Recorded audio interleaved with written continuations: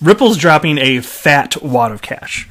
Fat with a PH. $100 million going to the video game industry to spur the XRP ecosystem. Well, I mean, of course, that's the end game, right? But blockchain in general. Hi, this is Matt on the Moon Lambo channel. Before we get going, if you would please delicately tap that thumbs up. Just lightly tap it. Don't want to smash it. Might break it. Then won't work in the future. Just delicately tap it. Definitely supports the channel if you do so. And if you don't completely hate everything coming out of my mouth, please consider subscribing. I would definitely appreciate it. I always appreciate all the support from my fellow XRP community members here. Look at this headline here. This is from Fortune.com. A big bet on blockchain and gaming. Ripple and Forte announced $100 million fund. And as I read through this piece, I was like, damn, the master plan, it's all coming together. I love this so much. Let me explain why. So here, right off the top, the cryptocurrency company Ripple on Tuesday announced an ambitious project to integrate blockchain technology into video games. The plan, which features a $100 million fund for developers, could remake the gaming industry by creating a new way to create in-game marketplaces for digital goods. And so this company Forte, apparently I hadn't heard of them, and for good reason. They were developed, as it turns out, about a month ago. It happened at some point in the month of February, but there's some major names backing the venture. Who were the names they cited? Andreesen Horowitz, Coinbase Ventures, and Battery Ventures. Okay, I don't know what Battery Ventures are, but the other two, I'm familiar with that. So Silicon Valley names, as they state in this particular article.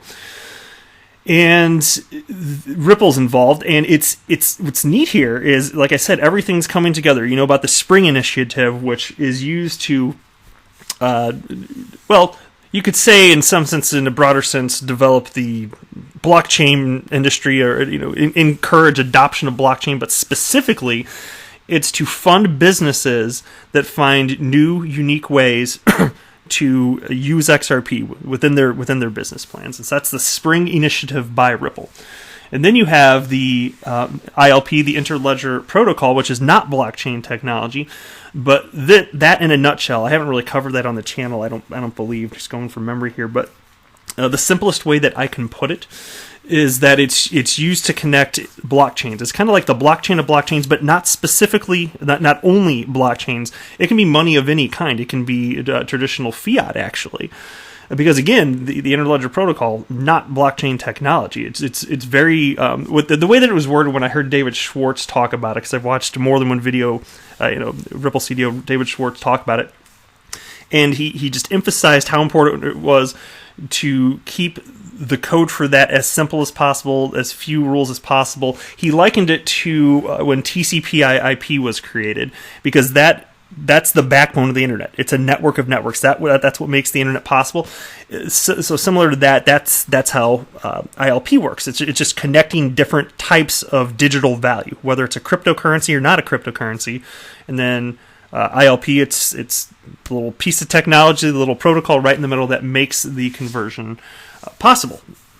And so part of Ripple's genius plan is that they understand there's not going to be a one-size-fits-all for crypto, or really for digital value in general, not just crypto.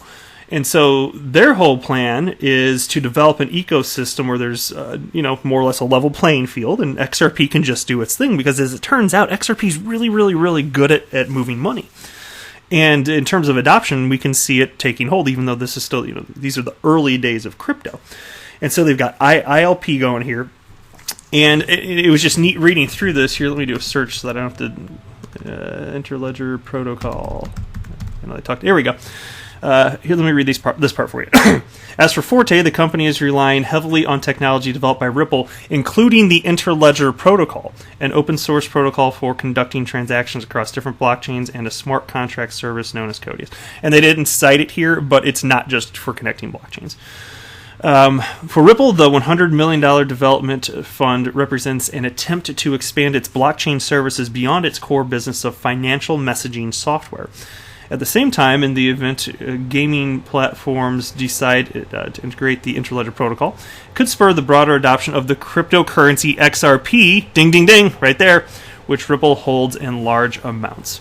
So everything that they're doing it's of course it's smart for their business, right? But what's smart for their business is for XRP to take hold and be around for decades and decades and decades.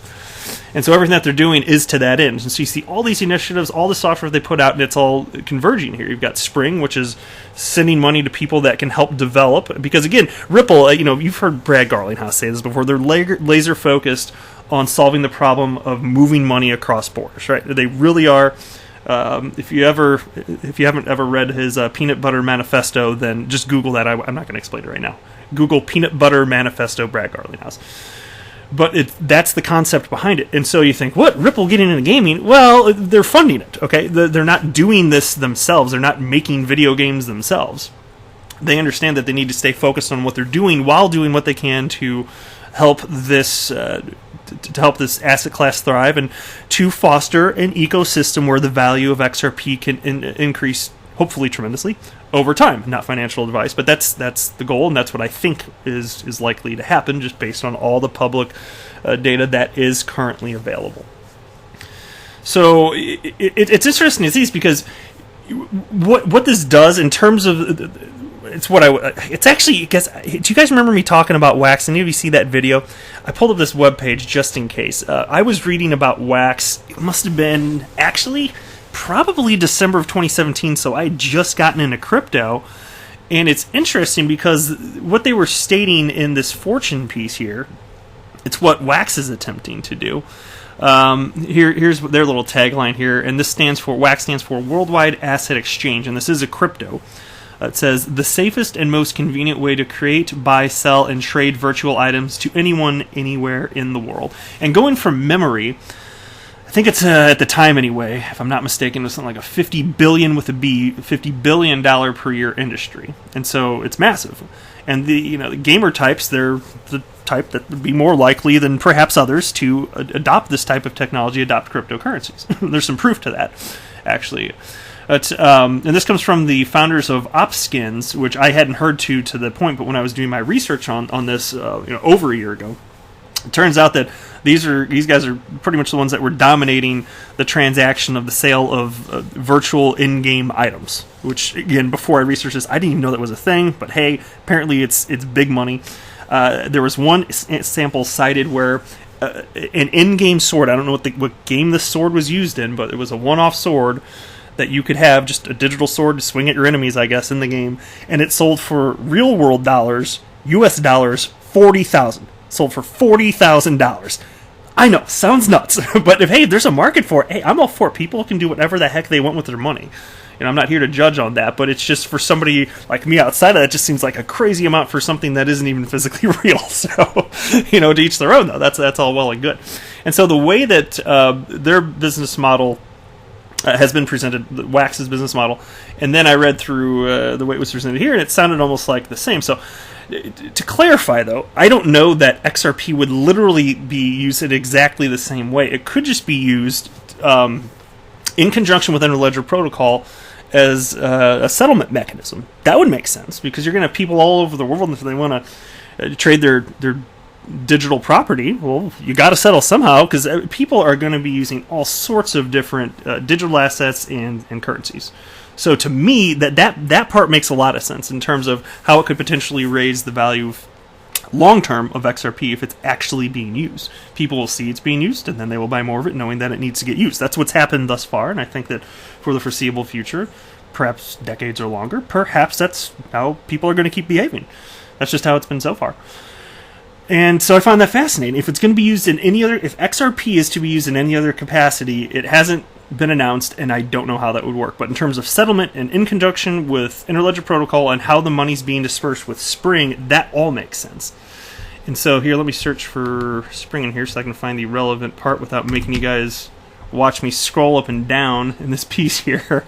All right, so yeah, here we go. So here's a quote from Ethan Beard, senior executive with Ripple's development arm Spring. He says, video games have long been quick to adopt new technology from console to PC to mobile.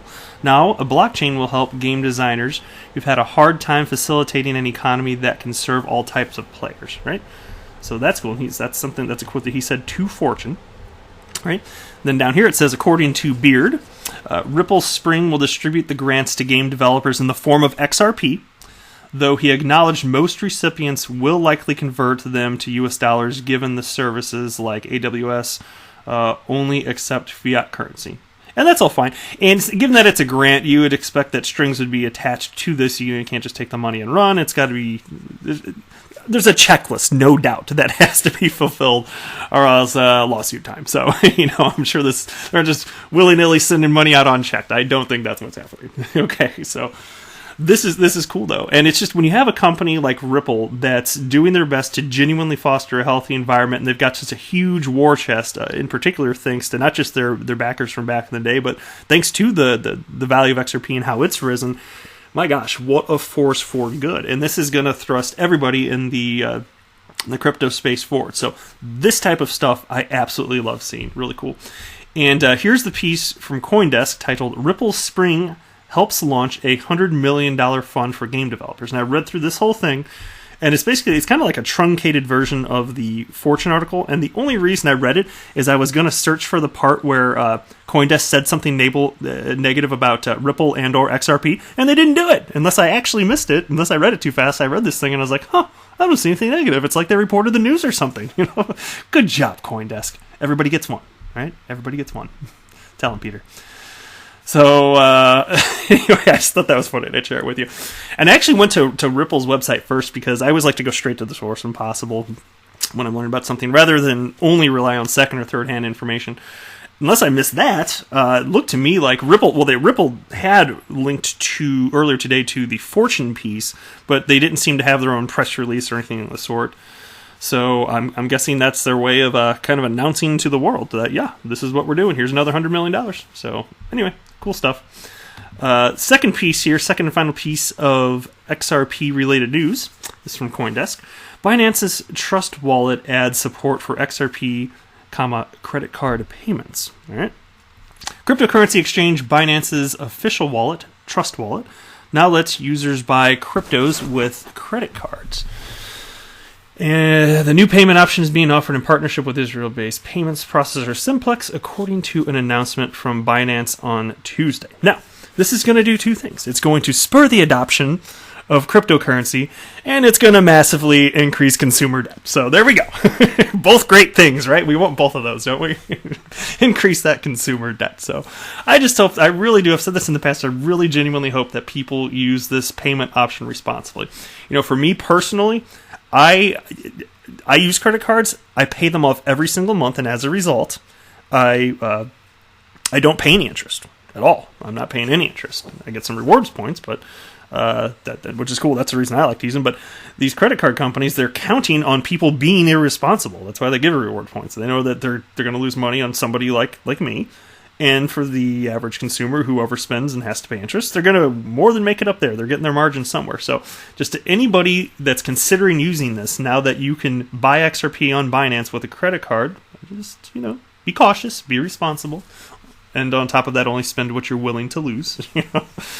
But that said, yeah, okay, I don't like the consumer debt part, but yeah, in theory, it should definitely spur further development or adoption, rather, that'd be the word, of the cryptocurrency space. And this part was interesting, too, and I must have missed this story this past summer, but Binance, with their Trust Wallet, they actually didn't initially develop it themselves. They acquired it last July, so I missed that story at the time, so I just learned that today. I thought that was interesting, though. And at the time, the wallet was compatible with only Ethereum and Ethereum-based tokens. And now look what they did to it. It's got the monster. It accepts the monster. It's XRP. All right. So I like that Binance. They don't seem to be operating at all based on ideology. They seem to be listening to their customer, listening to the consumer, and they added XRP to this. And now you can buy XRP with a credit card on Binance. Super duper. So anyway, be careful, be safe, be responsible with this.